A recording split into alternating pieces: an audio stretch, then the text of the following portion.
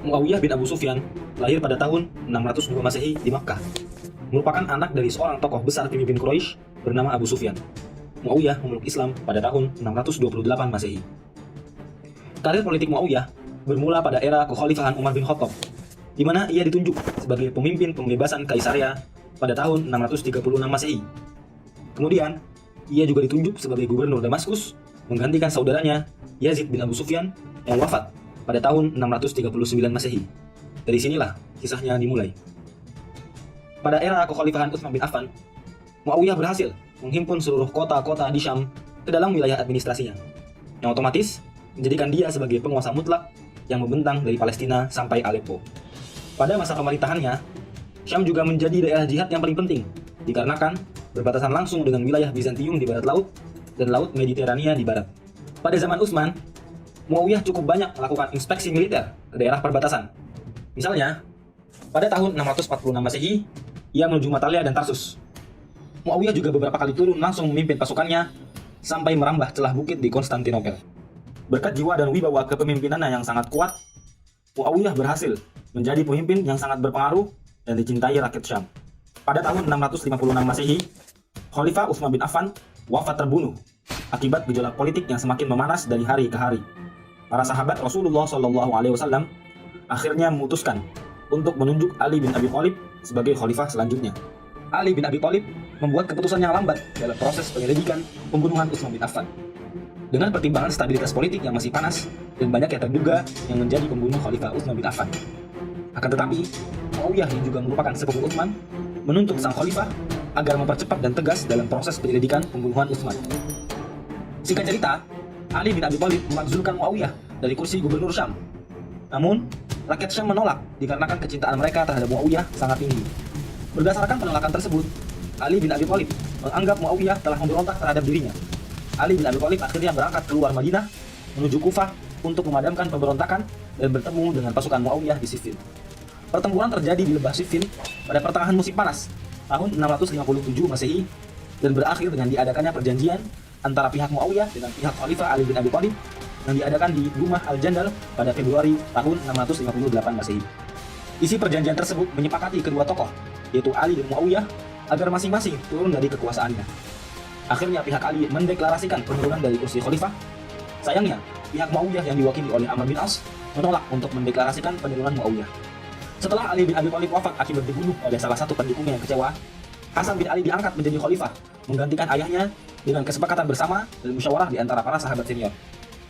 Hasan bin Ali memilih untuk mengorbankan kedudukannya sebagai khalifah dan menyerahkannya kepada Muawiyah bin Abu Sufyan dengan mempertimbangkan kesatuan umat Islam yang sudah semakin meruncing akibat gejolak politik yang tidak kunjung reda sejak era kekhalifahan Utsman bin Affan. Akhirnya, pada bulan Agustus tahun 661 Masehi, Muawiyah resmi diangkat menjadi khalifah bagi seluruh umat Islam di seluruh dunia Islam. Assalamualaikum warahmatullahi wabarakatuh. Selamat pagi semuanya. Kami dari kelompok 4 pada kesempatan kali ini akan mempresentasikan mengenai dinasti Umayyah I. Proses berdirinya dinasti Umayyah I, Bani Umayyah atau kekhalifahan Umayyah adalah kekhalifahan Islam pertama setelah masa Khulafaur Rasyidin yang memerintah dari tahun 661 sampai 1031. Dimulai dari Jazirah Arab yang berpusat di Damaskus, Syria, sampai ke Cordoba, Andalusia, Spanyol. Masa kekhalifahan Bani Umayyah hanya berumur 90 tahun, yaitu dimulai pada masa kekuasaan Muawiyah bin Abi Sufyan, di mana pemerintahan yang bersifat Islamiyah berubah menjadi kerajaan turun-temurun, yaitu setelah Al-Hasan bin Ali bin Abi Thalib menyerahkan jabatan kekhalifahan pada Muawiyah. Suksesi kepemimpinan secara turun-temurun dimulai ketika Muawiyah bin Abi Sufyan mewajibkan seluruh rakyatnya untuk menyatakan setia terhadap anaknya, Yazid bin Muawiyah. Muawiyah bermaksud menyontoh sistem dinasti di Persia dan Bizantium. Perkembangan Islam pada masa dinasti Umayyah. Dalam upaya perluasan daerah kekuasaan Islam pada masa dinasti Umayyah, Muawiyah selalu mengarahkan segala kekuatan yang dimilikinya untuk merebut kekuasaan di luar Jazirah Arab, antara lain upaya untuk terus merebut kota Konstantinopel. Pada waktu dinasti Umayyah berkuasa, daerah Islam terbentang ke berbagai negara yang berada di benua Asia dan Eropa. Dinasti Umayyah juga terus memperluas peta kekuasaan ke daerah Afrika Utara pada masa Walid bin Abdul Malik dengan mengutus panglimanya Musa bin Nusair, mengutus Tariq bin Ziyad untuk merebut wilayah Andalusia. Kondisi sosial budaya, politik, dan keilmuan dinasti Umayyah. Pada masa dinasti Umayyah ini, mulai dikenal strata sosial.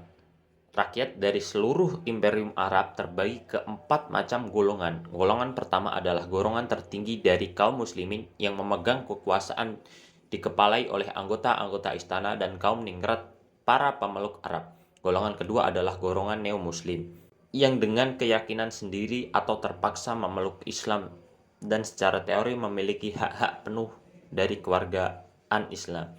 Golongan ketiga adalah golongan mazhab-hazab, pemeluk agama-agama yang umum atau yang disebut dengan zimmi, yaitu kaum Kristen, Yahudi, dan Sabah yang mengikat perjanjian dengan kaum muslimin.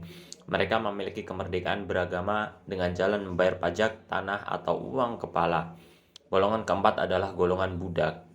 Kondisi budayanya, peranan khalifah pada dinasti Umayyah terhadap pembangunan arsitektur tampak menonjol. Perkembangan pesat terjadi terutama pada arsitektur religi. Para arsitek Muslim Arab atau orang-orang yang mereka pakai mengembangkan suatu bangunan sederhana dan luhur berdasarkan contoh-contoh yang sudah ada terlebih dahulu, tetapi mendapat imperiasi kuat dan pengalaman seni musik Arab tetap dipertahankan dan mengalami perkembangan yang pesat.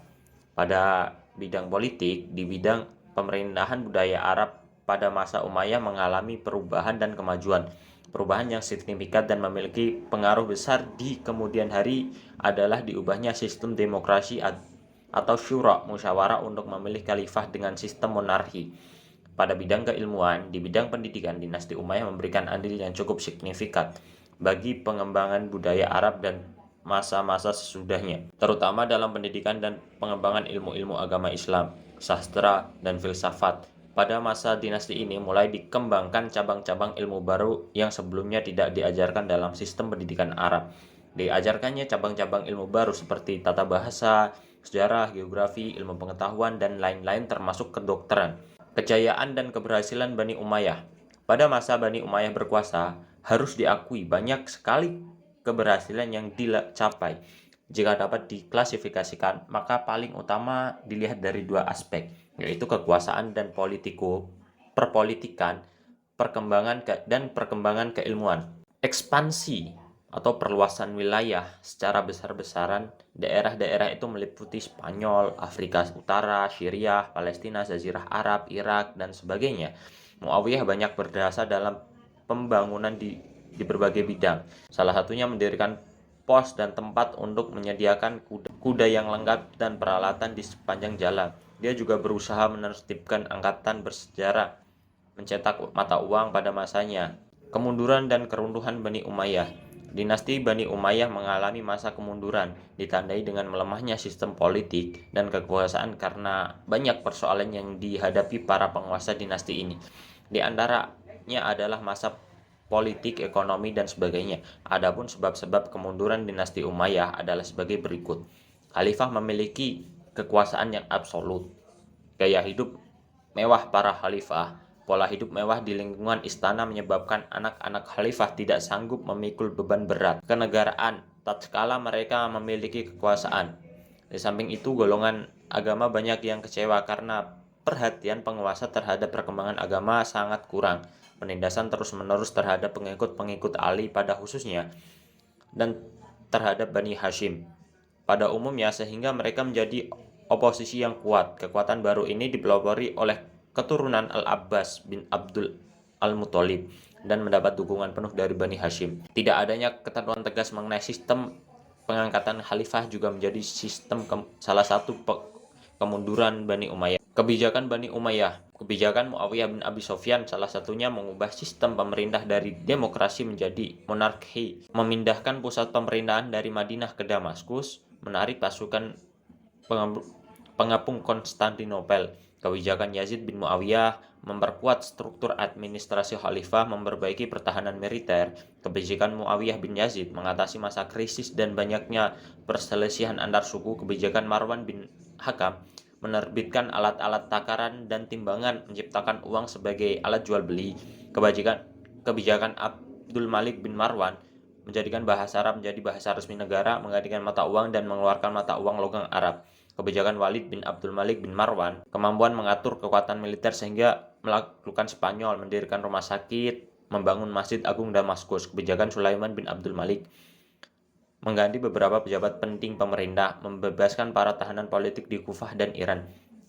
Kebijakan Umar bin Abdul Aziz membentuk Dewan Penasehat, menerapkan syariat secara utuh dan hadis-hadis mulai dibukukan, mengusulkan perpindahan sekolah kedokteran di Iskandaria, Mesir ke Atakia, Turki.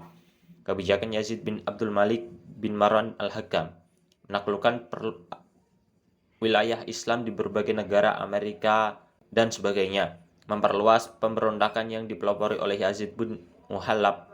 Kebijakan Hasim bin Abdul Malik bin Marwan membangun pabrik senjata. Kebijakan Walid bin Yazid melipat gandakan bantuan kepada orang buta dan tunanetra, memerintahkan untuk memberikan pakaian kepada orang-orang miskin. Kebijakan Yazid bin Walid mengurangi anggaran belanja negara. Kebijakan Ibrahim bin Walid mengerahkan pasukan 80.000 dari Anemia menuju Syria untuk melawan pemberontak. Kebijakan Marwan bin Muhammad dapat menumpas beberapa pemberontak tidak menggerakkan Abbasiyah. Halang rintang dinasti Umayyah I. Dalam bidang sosial, pada masa kekhalifahan Umayyah bersifat kemewahan akibat dari kejayaan dan bidang politik. Sementara itu nilai-nilai Islam tergenggam dengan nilai keduniawian, salah satunya yakni perbudakan di kalangan ningrat. Pada masa pemerintahan dinasti Umayyah banyak perbuatan yang merusak tatanan sosial, politik, dan kebudayaan masyarakat, terutama dalam sistem pemerintahan. Contohnya Arabisasi menjadi dasar dan dalil sebagaimana para khalifah Umayyah dalam mengatur dan melaksanakan jalannya sistem pemerintahan. Nah, sekian dari video atau presentasi kelompok kami. Wassalamualaikum warahmatullahi wabarakatuh. #BTS